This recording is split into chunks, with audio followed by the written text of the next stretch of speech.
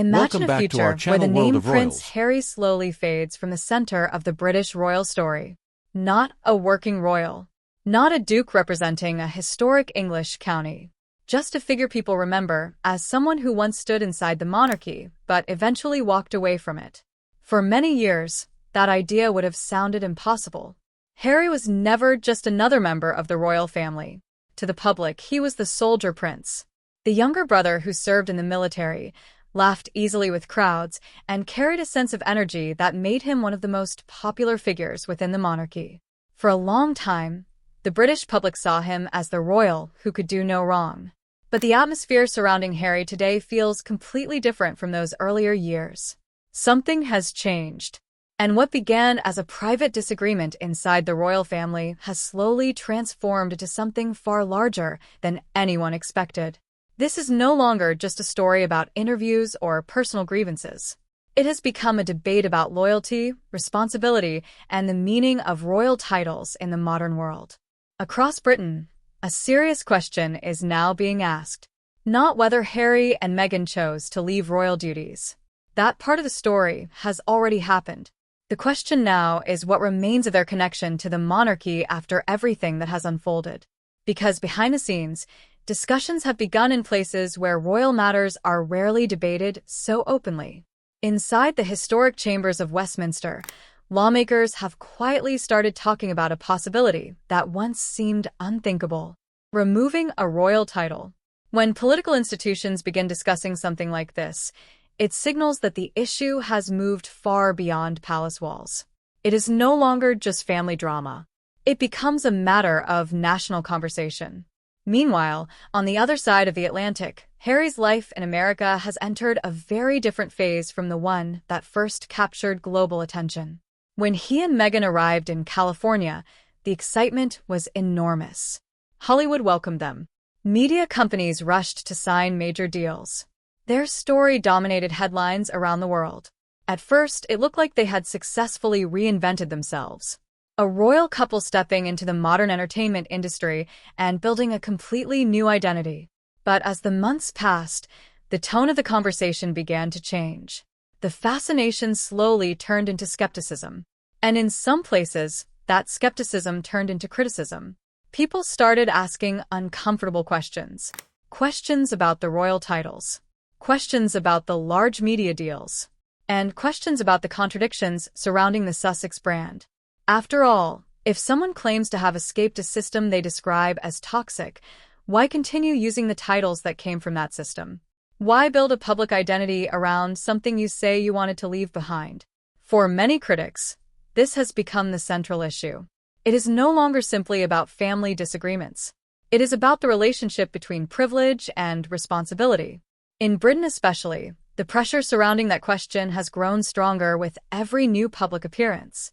Each interview, documentary, or memoir keeps the story alive. And with every new chapter, the same question returns again. How far can this situation go before the monarchy responds? For a long time, Buckingham Palace tried to treat the entire situation as a private family matter. The traditional royal strategy has always been simple: never complain, never explain. Allow time and silence to calm the storm.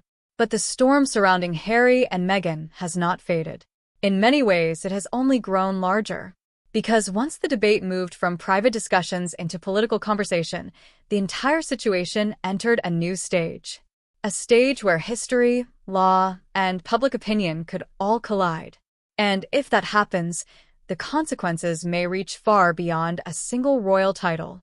To understand why the debate has become so serious, we have to look back more than 100 years into British history. Because there is actually a law that allows the government to remove royal titles. It is called the Titles Deprivation Act of 1917. This law was created during the First World War, one of the most difficult moments in modern British history.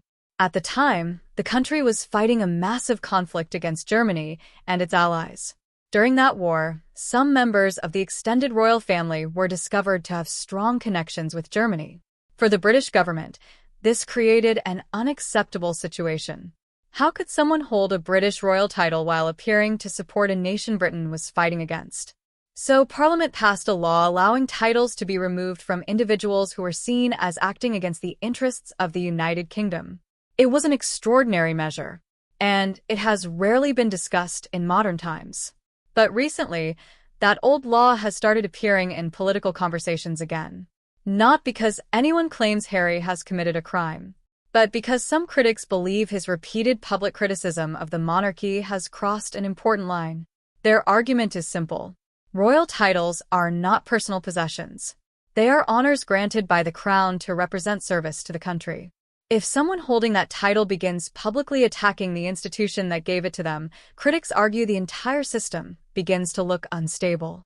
In other words, if a royal title becomes a platform for criticism of the monarchy itself, the title starts to lose its meaning. This is the debate that has slowly begun to take shape inside Parliament. Some lawmakers believe the Sussex situation has created a dangerous precedent. Others argue that removing titles could create an even bigger international controversy. So the government finds itself balancing two difficult realities: protecting the dignity of the monarchy while avoiding a decision that could explode into global headlines. Meanwhile, public frustration across Britain has continued to grow. For years, people have watched interviews, documentaries, and media appearances where deeply personal details about the royal family were shared publicly. For some viewers, these stories were fascinating, but for others, they were exhausting. There is a growing feeling that the constant cycle of accusations has turned the royal family into something closer to celebrity drama than a national institution. That perception worries many traditional supporters of the monarchy, because the royal family has always relied on a sense of mystery and distance. When that distance disappears, the institution begins to look far more ordinary. And once the monarchy appears ordinary, people start asking difficult questions. Why do royal titles exist? What purpose do they serve? And what responsibilities come with them? These questions became even louder after the release of Harry's memoir. The book revealed private conversations and family tensions that had previously remained hidden from public view. For readers, it was shocking. For the monarchy, it was something else entirely. Dangerous. Because once the curtain is lifted on royal life, the institution risks losing the mystique that has protected it for centuries. And if that mystique disappears, the value of royal titles begins to fade as well. Which brings the entire debate back to the same central issue. If titles represent service to the crown, what happens when that relationship appears to break down? At the center of this complicated situation stands King Charles. As monarch, he carries the responsibility of protecting the stability of the crown. But he is also Harry's father, and that personal connection makes every decision far more difficult. So far, Charles has chosen patience. Buckingham Palace has responded to the controversy with distance and silence rather than confrontation. From a strategic point of view, this approach allows time for emotions to cool and for public opinion to shape the conversation. But there is another voice within the royal family that may eventually become even more important. Prince William. As the future king, William has spent years preparing for the moment when he will inherit the crown. And according to several reports from royal insiders, he views the current situation through a very different lens. For William, this is not simply a family disagreement. It is about protecting the future of the monarchy itself. The royal institution depends heavily on unity and public trust. When senior members of the family appear divided, that trust can begin to weaken. Every new interview or media project keeps the conflict alive in the public eye. And the longer the conflict continues, the greater the risk that the monarchy's reputation will suffer. From William's perspective, the institution must always come first, which means difficult decisions may eventually become unavoidable. Meanwhile, the backlash against the Sussex titles has started appearing in unexpected places. Even in the county of Sussex itself, the title Duke of Sussex is connected to a real region in southern England. And recently, some residents have begun questioning whether Harry still represents their community. After all, he no longer lives in Britain and rarely visits the region associated with his title. Some locals have even suggested that the title should eventually be reassigned to someone who maintains a stronger connection with the county. Although this movement remains small, it shows how widely the debate has spread. What once looked like a private family conflict has now become a conversation involving politics, public opinion, and regional identity. But behind all of these arguments lies another powerful factor: money. Since leaving royal duties, Harry and Meghan have signed several major media deals involving documentaries, podcasts, and publishing projects. Supporters see these partnerships as proof that they successfully built an independent life. Critics see something else. They argue that the commercial value of these deals is strongly connected to the royal titles themselves.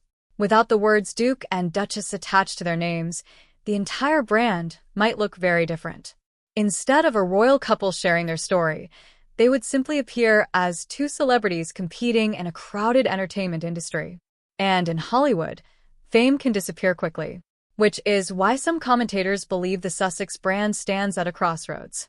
Because if the royal connection ever disappears completely, the story that captured the world's attention may begin to lose its power. For now, the monarchy continues to move cautiously.